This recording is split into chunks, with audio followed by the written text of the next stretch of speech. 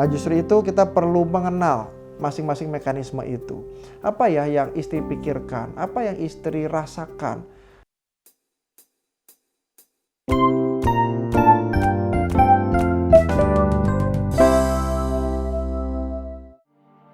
Hai sahabat Gading Konseling, hari ini saya mendapatkan email dari Pak M di Jakarta.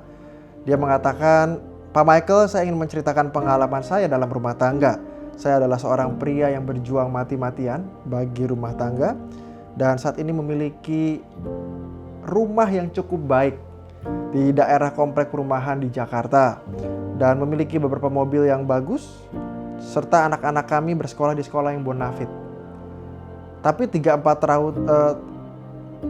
tahun terakhir memiliki masalah dalam bisnis sehingga harus mengagunkan rumah kepada bank dan juga mobil dijual beberapa untuk biaya hidup serta bisnis yang baru dirintisnya.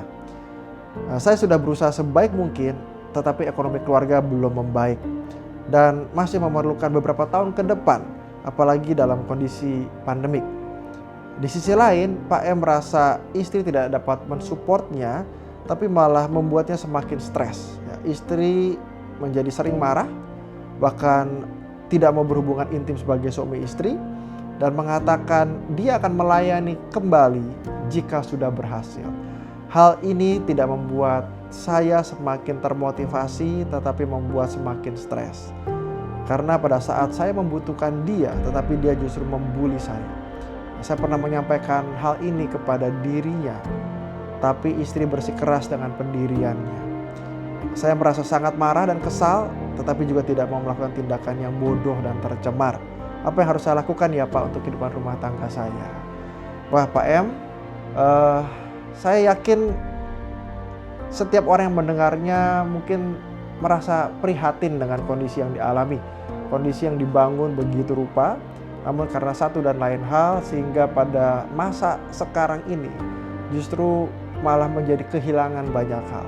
Dan dalam kondisi ini Bapak terus berusaha sesuatu hal yang begitu baik untuk meningkatkan kondisi perekonomian di tengah-tengah keluarga. Namun ternyata tidak semudah itu. Dan support yang diharapkan dari pasangan justru menjadi support yang sepertinya malah menambah tekanan. Ya bukanlah sebuah support lagi, tapi sebuah tekanan yang stressful, yang membuat Pak M ini gelisah. Tapi di saat yang sama Bapak juga tidak mau justru melakukan sesuatu hal yang kurang baik, melakukan suatu hal yang tercemar bahkan Bapak katakan di dalam relasi ini. Yaitu suatu hal yang perlu diapresiasi ya, karena dalam kondisi yang tidak mudah ini ternyata respon orang berbeda-beda. Ya, saya menyadari bahwa ada beberapa respon atau mekanisme yang orang lakukan dalam kondisi yang stres. Ya, ada orang itu yang melakukan avoidance mechanism atau kondisi mekanisme menghindar, tapi juga ada orang yang berusaha beradaptasi dan menghadapi, namanya adaptive mechanism.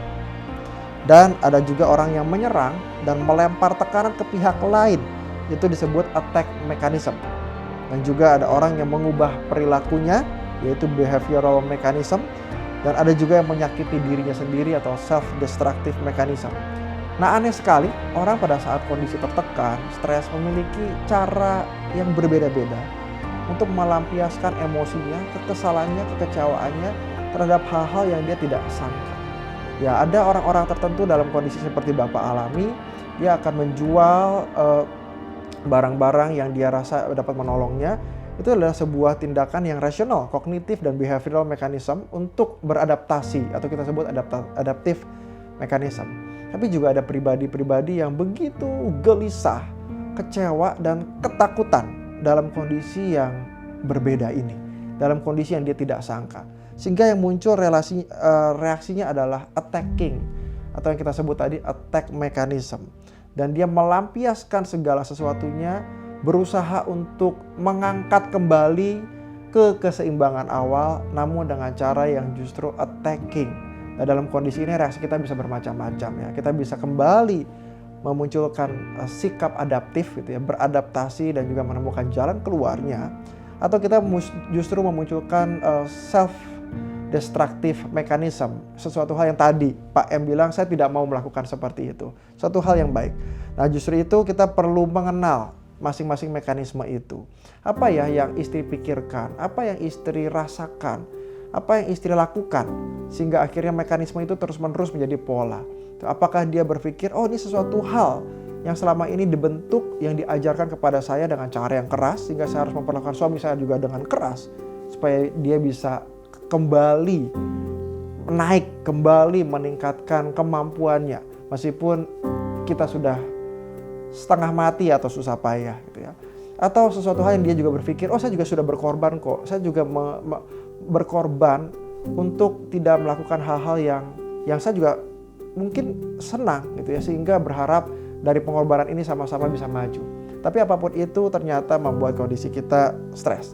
Nah justru itu dalam kondisi ini, yang kedua adalah kita perlu mengambil kondisi yang menenangkan hati kita. Ya artinya kita mesti berpikir bagaimana kita bisa tenang, bagaimana kita bisa berpikir, bagaimana kita bisa mengalami hal-hal yang tetap stabil dalam kondisi yang sedang tidak stabil. Ya artinya kita memerlukan melatih diri kita, melatih emosi kita, melatih pikiran kita. Nah hal ini tentu saja membutuhkan bantuan konselor profesional. Sehingga yang ketiga ini justru kami mengharapkan Bapak dan Ibu ataupun sahabat Gading Konseling di luar sana yang mengalami kondisi yang serupa, justru datang kepada konselor, mengambil konseling couple atau konseling dengan pasangan, sehingga masing-masing menemukan pola atau mekanisme pada saat kita mengalami stres atau mengalami kekecewaan dalam kehidupan. Dan dari situ kita bisa menemukan pola-pola yang terbaik, strategi-strategi yang lebih baik untuk meningkatkan relasi yang lebih baik dan membuat relasi itu menjadi sebuah support system yang bermakna, yang meaningful bagi kehidupan kita yang tentu saja up and down di dalam perjalanannya. Nah semoga hal ini dapat membantu Bapak dan Ibu serta sahabat Gading Konseling di luar sana. Silakan kontak kami, hubungi kami di dalam hal-hal yang kita perlukan untuk membangun diri kita dalam pandemi ini. Terima kasih.